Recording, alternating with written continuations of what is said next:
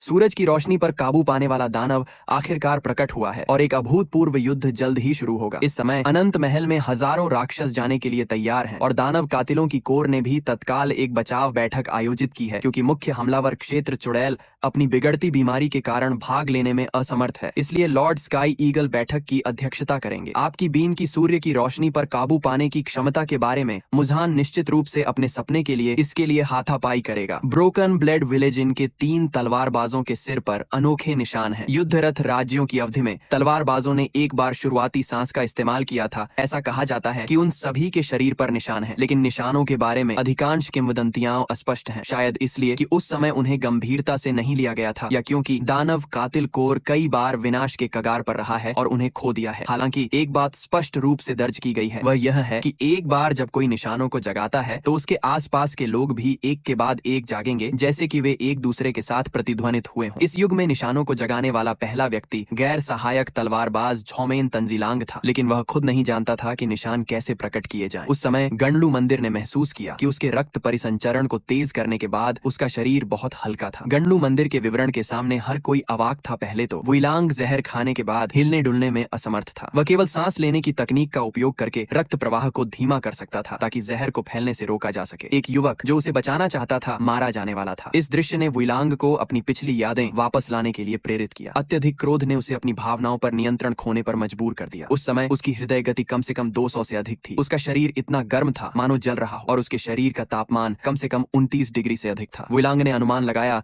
कि केवल इस अवस्था में जीवित रहने वाले लोग ही निशानों को जगा सकते हैं। अब सहायक तलवारबाज का एकमात्र कार्य जल्द से जल्द निशानों को जगाना है, लेकिन उससे पहले लॉर्ड स्काई हॉक को एक बात आपको बतानी है। वह यह कि जो तलवारबाज निशानों को जगाते हैं वे सभी बिना किसी अपवाद के 25 वर्ष की आयु से पहले तैयार हो जाएंगे। लॉर्ड स्काई हॉक के जाने के बाद हर कोई पहले अपने भविष्य के कार्यों पर चर्चा करना चाहता था, लेकिन फू गैंग ग्यू पहले यहाँ जाना चाहता था। इससे बुसों में तुरंत असंतोष पैदा हो गया। ग्यू ने बस शांति से कहा, इस मामले का मुझसे कोई लेना देना नहीं है, मैं तुमसे अलग हूँ। फिर वह जबरदस्ती चला गया। जब से आपने बीन सूर्य के प्रकाश पर काबू पाया है, राक्षसों की हरकतें बहुत कम हो गई हैं। इससे सहायक तलवारबाज को पुजारियों के अलावा टीम के सदस्यों को प्रशिक्षित करने का समय भी मिला। यह कम समय में दानव कातिलों की सेना की समग्र शक्ति में सुधार करने का सबसे अच्छा अवसर है। जिंगलिंग ने 3 दिनों में 9 स्तंभ प्रशिक्षण नामक एक बड़े पैमाने पर प्रशिक्षण गतिविधि शुरू करने का प्रस्ताव रखा। इस बीच सोंग्या ने झू को ढूंढ लिया और सहयोग के लिए स्वामी का निमंत्रण दिया। राक्षस योद्धा गोसाई को खत्म करने के लिए स्वामी को उम्मीद है कि झू शॉवल विच की हवेली में आ सकता है